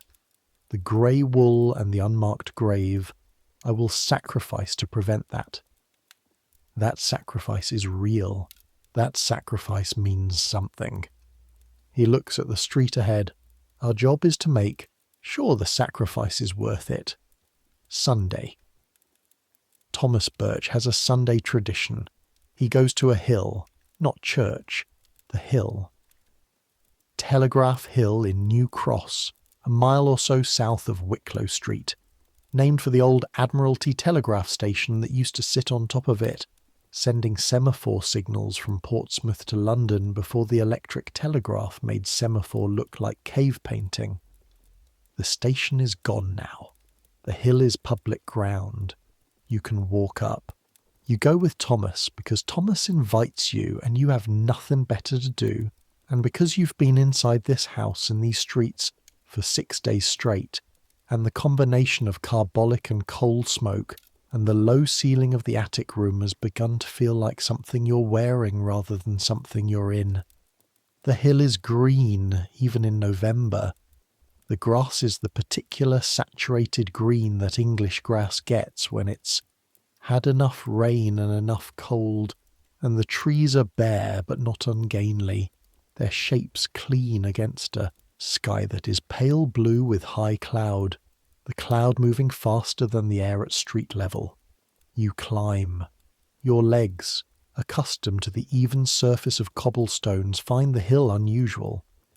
The angle, the give of the grass, the way your weight shifts differently on uneven ground. You feel the burn in your calves by halfway up. Thomas, who is longer-limbed and appears to have no calves, moves without effort. You reach the top, and there it is. London. Not the postcard version. Not the view from above that will exist in photographs and paintings. The actual London of November 1862, spread out below you and north and east and west to the horizon. The first thing you notice is the smoke. There are so many fires in London that the smoke is not a separate thing from the city. It's part of it. It's layered through it. It sits at different heights above different districts and blends and accumulates until the horizon is not a clear line but a kind of dissolution, the city fading into the sky at some indeterminate point. But through the smoke, the shapes, the dome of St. Paul's, rising above everything in the north, its white stone visible even through the November haze. The towers of the older churches, dozens of them, their spires catching the weak light. The flat sprawl of the city itself, rooftop after rooftop, chimney after chimney, the geometry of streets only visible from this height where you can see the channels and the spaces between the masses. The river. From here you can see the bend, the way the Thames curves through the city, wide and silver in the winter light. Ships, even from here, visible as dark shapes on the water. The wharves along the southern bank, their cranes. You can see Norwood from here, or you can see the area where it is, the slight rise of the ground to the southwest, the concentration of trees that marks the cemetery. You think about the section at the back, the low wooden fence, the shell in the ground with no name on it, and you think about Mrs. Derry's street and the hats coming off. You think about Mr. Wilkins' 11-year-old daughter, whose face held just about throughout the whole morning. You think about old Thomas from the workhouse, and 14 years in grey wool, and the chaplain's few words at the gate. Thomas Birch sits down on the grass beside you, unceremonious, his long legs straight in front of him. "Do you think about going home?" he says. "You've thought about this. Your village in Worcestershire, the landscape you grew up in, the flat fields, the particular smell of them in autumn, the sound of the river there, smaller than the Thames, quieter, your mother's kitchen. Sometimes, you say. Essex isn't much, Thomas says. He's looking at the city. But it smells better than this. You don't disagree. Do you think you'll stay? He asks. And this is the question, isn't it? The real question. Not whether you like the trade, not whether Mr. Crab is a decent master, not whether you're learning things worth knowing. Whether this place, this city that eats people and creates people and kills people and buries them in all manner of ways, from the grand to the barely dignified, whether this place is going to be where you spend your life. You look at the dome of St. Paul's through the November haze. I think so, you say. Thomas nods as if this was obvious. You've got the face for it, he says. The mute's face. You can hold it for hours. That's not a compliment. It's not a compliment, he picks at a piece of grass. It means you can be in the hardest moments and not fall apart. That's worth something in most trades. In this one, it's the job. You sit on the hill for a while longer. The smoke moves. The dome stays. The river curves below. Below you, 4 million people going about the business of being alive in the greatest city in the world, which means at any given moment, approximately 50 of them are in the process of dying, and another 50 families are in the process of figuring out how to bury them, and another 50 undertakers are in the process of having the conversation in the front room, the conversation about arrangements and instalments and what the neighbours will see. The trade goes on. The hill is quiet. December. The cold arrives properly in December. Not the sharp, dry cold of clear autumn days. The damp, grey cold of London winter, which gets into everything and stays. The cobblestones are glazed in the mornings.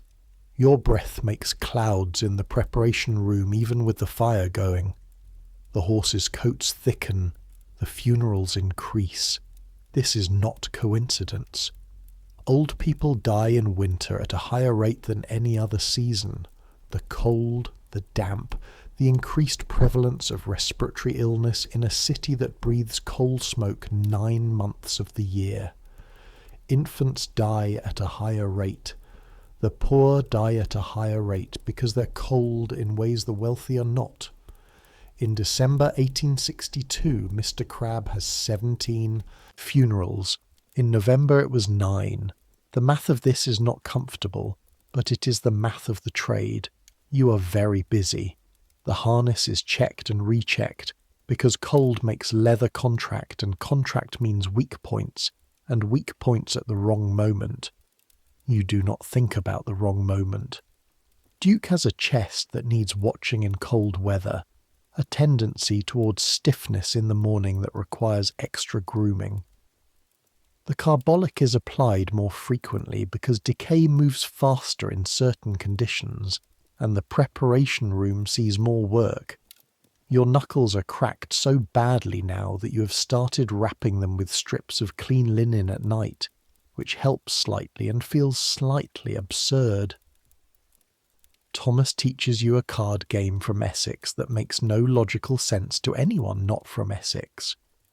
You play it on slow evenings by the kitchen fire, while Mrs. Crab reads in the corner, and occasionally corrects your technique with the card game without looking up from her book. You don't ask how she knows. Mr. Crab gives you a slightly better pair of gloves for Christmas. Not the ceremony gloves, a practical pair, leather, lined.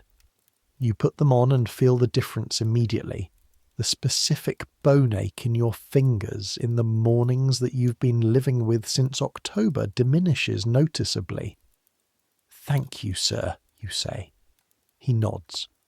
He's already turned back to whatever he was doing. January. Your first full year's anniversary comes and goes without ceremony. You notice it yourself.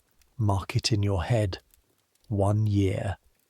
You know things now that you didn't know a year ago. Not just the trade. The trade is obvious. The trade is what you're here to learn. But the other things, the texture of the city, the way it changes by hour and by weather, the relationship between grief and money and social appearance that runs, like a seam of something dark through everything. You know which funeral directors on Tooley Street are honest and which ones use coffins, with thin bottoms in coffins marketed as standard quality. Mr. Crabbe knows too. He is not friends with those particular competitors. You know the grammar of mourning dress, can read the stage of a widow's grief from the composition of her clothes. Fresh widow in full crape, then the crape slightly faded, then the bombazine and black silk stage, then the purple and grey of second mourning coming in at the hem. You know the weight of different coffin materials in different sizes. Elm is lighter than oak, ash is between the two, and the size difference between a man of Mr. Wilkins's build and a child of 3 is such that you sometimes carry both in the same day, and the contrast between them is something you've learned to put somewhere specific in yourself, where it doesn't interfere with the work. You know what the workhouse smells like in summer as opposed to winter. You've been there twice more. You know what the old Thomas who died in November looked like, because his was one of the parish arrangements Mr. Crabbe managed, and you assisted with the preparation. His face in the preparation room had the quality of a man at rest. Not peace, exactly. Just rest. The first real rest in 14 years. You did the work carefully. Mr. Crabbe watched without comment. Afterward he said, "Good." Just that. It was enough. April. The trees in the churchyards are leafing. The cemetery at Norwood is acquiring the particular quality it has in spring. The green against the dark stone, the daffodils that the wealthier families plant at the graves, the smell of growing things over the smell of the ground. You're at Norwood for a funeral when you see something that stays with you. The grave being dug in the main section near a family monument. The grave digger, Palmer, the same man you've seen before, working with his spade in the early morning before the service, opening the ground with a particular efficiency of long practice, and nearby, in the family plot, a man and a woman both in their 50s visiting a grave. Not a new grave, an old one. The stone is weathered, and the ground has settled, and the flowers in the vase are fresh, which means they've just put them there. They stand for a few minutes. The man has his hat in his hands. The woman has her hand in the crook of his arm. They don't say anything that you can hear. They just stand. Then they leave.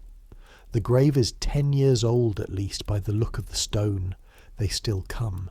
You file this away alongside everything else, alongside the mute's walk and the carbolic smell, and Mr. Crabbe's ledger with its instalments, and Mrs. Derry's neighbours with their hats in their hands. The dead are visited. The names on the plates are read. The 2 plumes on the hearse matter. The ceremony is not just for the moment. It's for the 10 years afterward, when the man and the woman come to a stone they can read, in a place they know, where the grave is a real place and the grief has somewhere to go that isn't just inside the chest. This is what Mr. Crabbe is selling. He was right. It's not charity, but it's also not quite nothing. The attic room, your room, mostly now. The boy from Essex who replaced Thomas Birch after Thomas moved on. Thomas found a position with a Tooley Street establishment. More money, more hours, is asleep in the other bed. His name is Edward.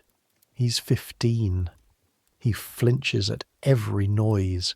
He'll stop flinching in about 6 months, you estimate. You've started to watch for when. You lie on your back and look at the ceiling. The ceiling of the attic is close.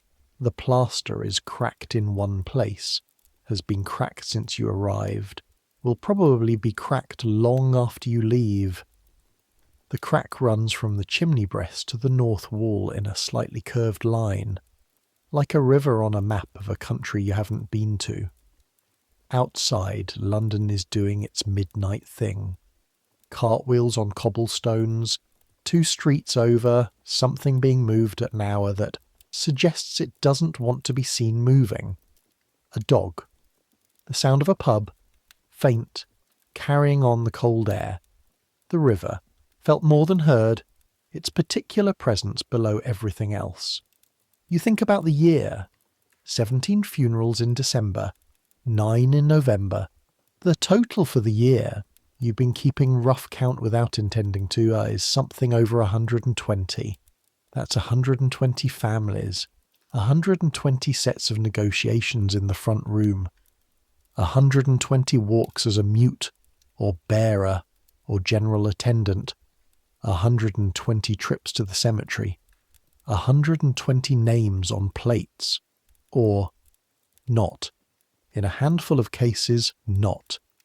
In the cases where the family couldn't manage it and Mr. Crabbe added the plate anyway, or couldn't manage it and the family took the modest arrangement without the plate, and asked the gravedigger to note the position carefully so they could come back and mark it themselves later when they had the money. Later, in some cases, never quite arrives. But they come anyway. You've seen them. Standing at unmarked ground, knowing the position by count from the path or by the oak tree at a particular bearing. Still knowing. You think about the boy from Worcestershire who arrived at this house 8 months. 14 months. Now, with a bundle of clothes and a letter of introduction and absolutely no idea what he was walking into. That boy was afraid of this room, afraid of the smell, afraid of what went on in the preparation room, afraid of the coffin lids leaning against the wall. You're not afraid of any of it now.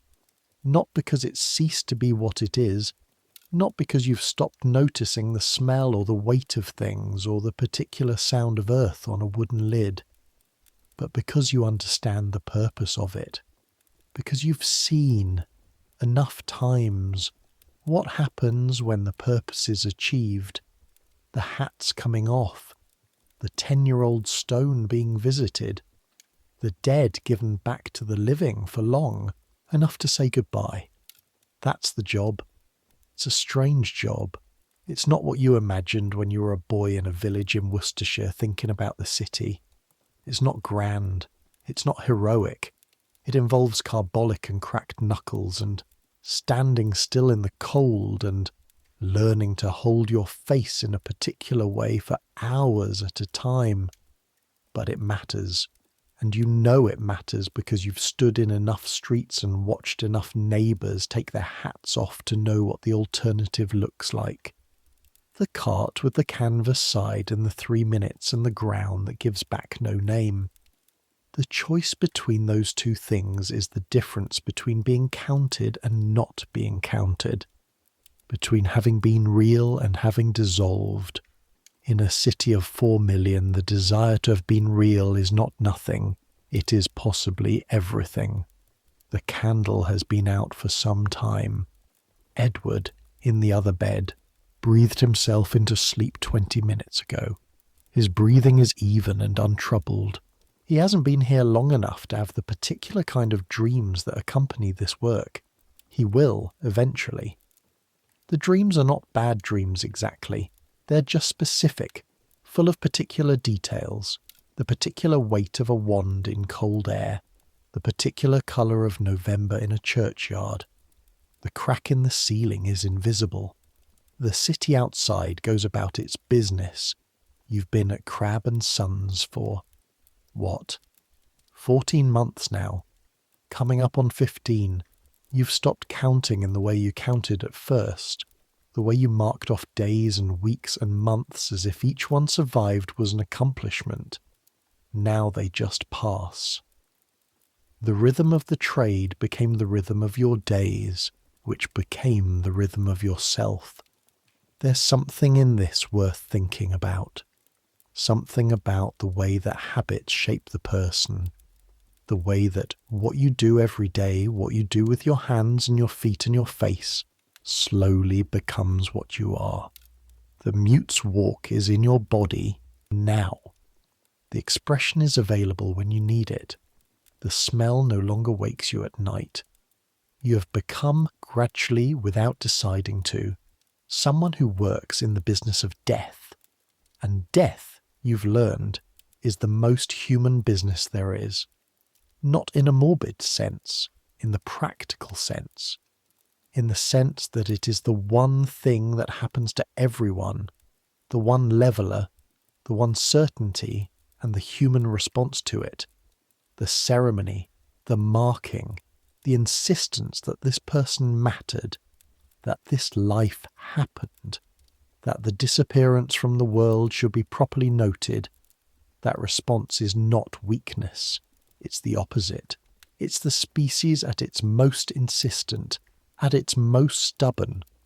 We count our dead, we name them, we dress them and carry them and mark where they lie. We come back 10 years later with fresh flowers, because they were here, because that matters, because we insist that it matters, even when it costs more than we can afford, even when the cold is in our bones, and the carbolic is in our hands, and the city is very large and we're very small. We insist. The sounds of Wicklow Street are familiar enough to be almost silence. The cartwheels, the dog, the distant pub, Duke shifting his weight in the stable, the particular sound of a large horse choosing a slightly different position in the dark. Outside, London goes on. 4 million people, the greatest city in the world, a city that makes people and eats people and buries them in all varieties, from the mahogany hearse with 12 plumes to the shell in the ground with no name. All of them, at some point, looked up at a ceiling like this one. All of them listened to the sounds of the city going about its business around them. All of them, in the dark, thought their specific thoughts about their specific lives. And now some of them are in the Norwood section, properly placed and marked, and some of them are in the parish section with the low wooden fence, and some of them are in the old churchyards that have been rising slowly since the Tudors, the ground dense with centuries of the insistently mourned dead. All of them were here. All of them were counted, or should have been. You close your eyes.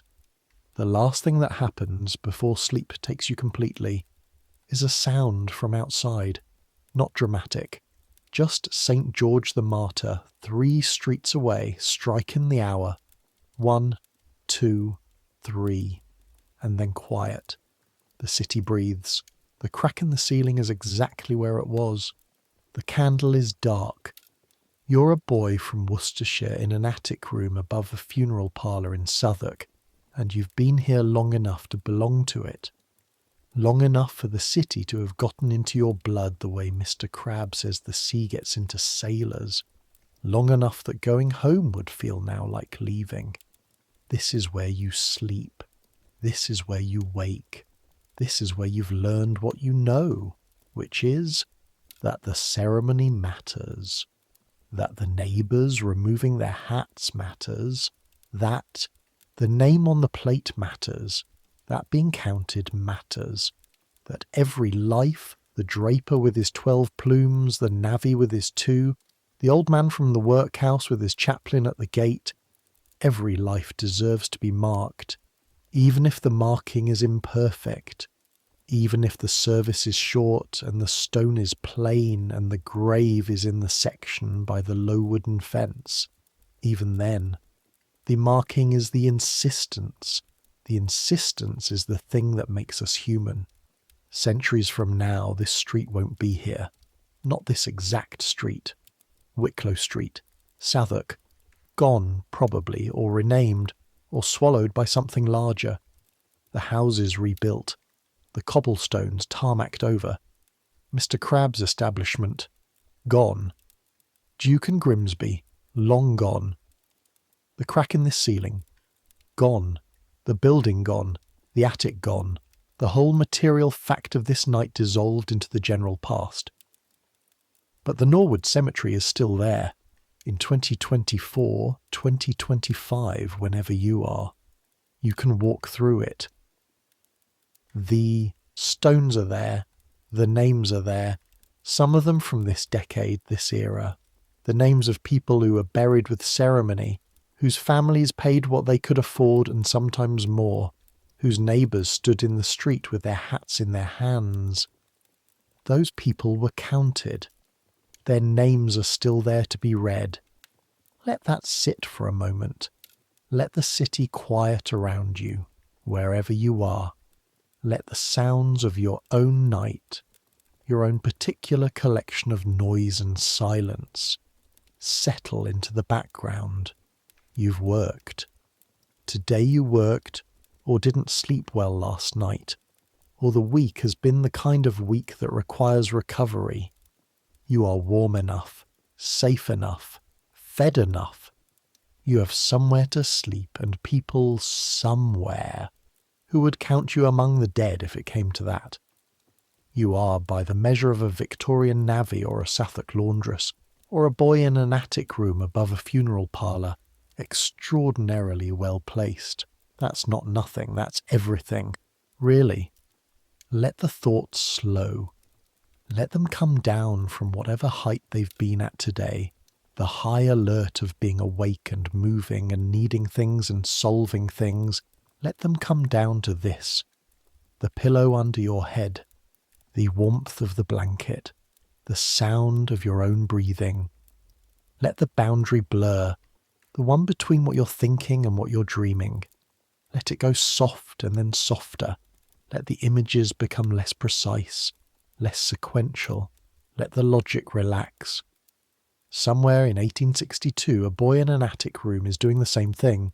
Same dark, same ceiling, same breathing, different world, same night, same need for sleep. Let sleep take you the way it took him, quietly, without drama, the way the best things happen, the way the work gets done, not all at once, not with fanfare, but steadily, incrementally, with the patience of someone who knows the job and trusts the rhythm, day after day, funeral after funeral, name after name. Rest now. You've earned it. Good night.